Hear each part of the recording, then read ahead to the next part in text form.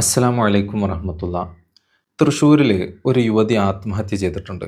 അപ്പം അതിൻ്റെ കാര്യങ്ങളും കാരണങ്ങളും എന്തൊക്കെയാണെന്ന് നമുക്ക് പരിശോധിക്കാൻ പറയാം. ആദ്യം തന്നെ പറയാനുള്ളത്, ആത്മഹത്യ ഒന്നിനും പരിഹാരമല്ല. എന്ത് പ്രശ്നങ്ങളുണ്ടെങ്കിലും ജീവിതം അവസാനിപ്പിക്കുക, സ്വയം ജീവിതം അവസാനിപ്പിക്കുക എന്നുള്ളത് ഇസ്ലാമിൽ വലിയ തെറ്റുകളിൽപ്പെട്ട ഒരു കാര്യമാണ്. കൊലപാതകത്തിൻ്റെ പരിധിയിൽ വരുന്നതാണ് ആത്മഹത്യ. സ്വന്തം ശരീരത്തെ കൊല്ലുക.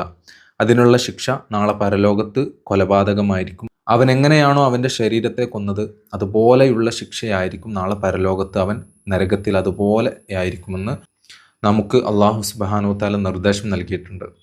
അപ്പം എന്ത് പ്രശ്നമുണ്ടെങ്കിലും ആത്മഹത്യയിൽ അഭയം തേടരുത്. നമുക്ക് ഈ ദുനിയാവിലുള്ള നമ്മളുടെ സുഹൃത്തുക്കളോ നമ്മളോട് ബന്ധപ്പെട്ടവരൊക്കെ ആയിട്ട് ബന്ധപ്പെട്ട് ആത്മഹത്യയിൽ നിന്നും പൂർണ്ണമായും വിട്ടൊഴിഞ്ഞു നിൽക്കാൻ നമ്മൾ തയ്യാറാവണം. തൃശ്ശൂരിൽ ഈ യുവതി കൊല്ലപ്പെടാനുണ്ടായ കാരണം ഭർത്താവിൻ്റെയും ഭർത്തൃ വീട്ടുകാരുടെയും ഒക്കെ മാരകമായ പീഡിപ്പിക്കലിനെ തുടർന്നൊക്കെയാണ്.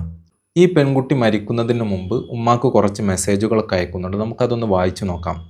ഉമ്മ, ഞാൻ രണ്ടാമത് ഗർഭിണിയാണ്. നൗഫൽ എൻ്റെ വയറിൽ കുറേ ചവിട്ടി, കുറേ ഉപദ്രവിച്ചു. അവിടെ എഴുതിയത് തെറ്റൊക്കെയുണ്ട്. ഉദ്ദേശിച്ചത് ഉപദ്രവിച്ചു എന്ന് തന്നെയാണ്. അപ്പോൾ എനിക്ക് വേദനിച്ചപ്പോൾ ഞാൻ നൗഫലിൻ്റെ കഴുത്തിന് പിടിച്ചു എന്ന് നൗഫൽ നുണ പറഞ്ഞു.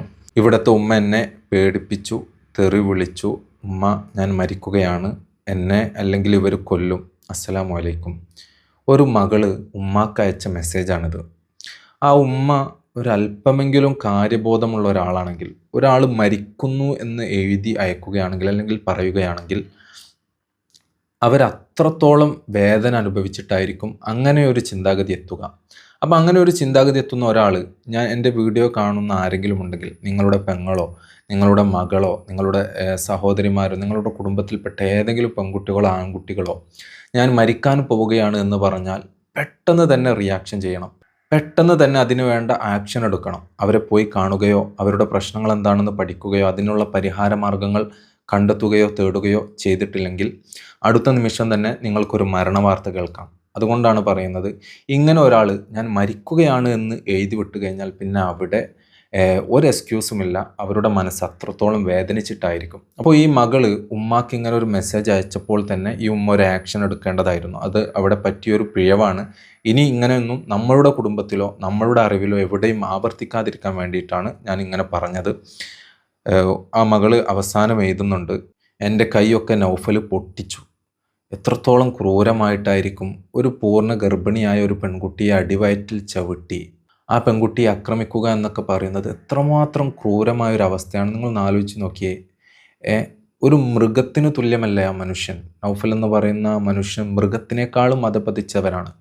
പരിശുദ്ധമായ ഖുർആനിൽ പറഞ്ഞതുപോലെ ബൽഹും അലൽ, മൃഗങ്ങളെക്കാളും അധപതിച്ച കൂട്ടത്തിൽപ്പെട്ട ഒരാളാണ് നൗഫൽ എന്ന് പറയുന്ന ആ വ്യക്തി. സ്വന്തം ഭാര്യയെ എന്തിൻ്റെ പ്രശ്നത്തിലായാലും, പൂർണ്ണ ഗർഭിണിയായ ഒരു ഭാര്യയെ വയറ്റത്തൊക്കെ ചവിട്ടാൻ പാടുണ്ടോ? അതുപോലെ തന്നെ കൈയൊക്കെ പൊട്ടിച്ചു എന്ന് പറയുന്നു. നിങ്ങൾക്ക് നിങ്ങളുടെ ഭാര്യയുമായി ഒത്തുപോകാൻ പറ്റുന്നില്ലെങ്കിൽ അവളുടെ വീട്ടിൽ കൊണ്ടുപോയി ആക്കണം. അതല്ലെങ്കിൽ അവളെ അതിൽ നിന്നും മോചിപ്പിക്കാൻ ശ്രമിക്കണം. അതല്ലാതെ അടിക്കാനും തൊഴിക്കാനും അവളെ ക്രൂരമായി മർദ്ദിക്കാനും ഒക്കെ ഇസ്ലാം ഒന്നും ഒരിക്കലും നിങ്ങൾക്ക് അനുവാദം തന്നിട്ടില്ല.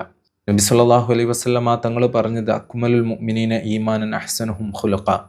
നിങ്ങളിൽ ഏറ്റവും നല്ല മനുഷ്യന്മാർ, നിങ്ങളിൽ ഈമാൻ പൂർണ്ണമായവർ ഏറ്റവും നല്ല സ്വഭാവത്തിനുടമകളാണ്. ആ ഏറ്റവും നല്ല സ്വഭാവത്തിനുടമകളായ നിങ്ങളിൽ ഏറ്റവും ഉത്തമന്മാർ നിങ്ങളുടെ ഭാര്യമാരോട് നന്നായി പെരുമാറുന്നവരാണെന്ന് നബി സല്ലല്ലാഹു അലൈഹി വസല്ലമ തങ്ങൾ നമ്മെ പഠിപ്പിച്ചിട്ടുണ്ട്. അപ്പോൾ ഭാര്യയോട് നല്ല രൂപത്തിൽ പെരുമാറുന്നവരാണ് ഏറ്റവും പൂർണ്ണമായ ഈമാനുള്ള ആളുകൾ. നമ്മളുടെ ഭാര്യമാരോട് നമ്മൾ നന്നായി പെരുമാറാൻ ശ്രമിക്കണം. ഇവിടെ ക്രൂരമായി കൃത്യം നടത്തിയ നൗഫൽ ഒരു മാപ്പും അർഹിക്കുന്നില്ല.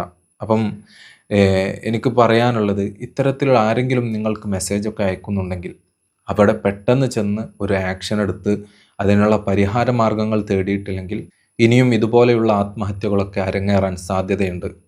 അവസാനം ആ മകളുടെ കണ്ണീരണിഞ്ഞ വാക്കുകളായിരിക്കാം, അത്രയും ബുദ്ധിമുട്ടിലെഴുതിയതായിരിക്കും, ഉമ്മ എന്നെ പോസ്റ്റ്മോർട്ടം ചെയ്യാൻ സമ്മതിക്കരുത് എന്ന്. ഇതെൻ്റെ അപേക്ഷയാണ്. ആ മോളുടെ മനസ്സൊക്കെ എത്രത്തോളം വേദനിച്ചിട്ടുണ്ടാവും. ആ ഭർത്താവും അതുപോലെ തന്നെ ആ ഭർത്താവിൻ്റെ മാതാവും ഒക്കെ ആ കുട്ടിയോട് കാണിച്ച ക്രൂരത നാളെ പരലോകത്തെത്തുമ്പോൾ അള്ളാഹുവിൻ്റെ മുമ്പിൽ നിങ്ങൾ മറുപടി പറയേണ്ടി വരും, യാതൊരു സംശയവുമില്ല. ദുനിയാവിലും നിങ്ങൾ ആ കുട്ടിയുടെ മരണത്തെ ഓർത്ത് നരകിച്ച് ജീവിക്കേണ്ടി വരുമെന്ന് ഓർമ്മപ്പെടുത്തുകയാണ്.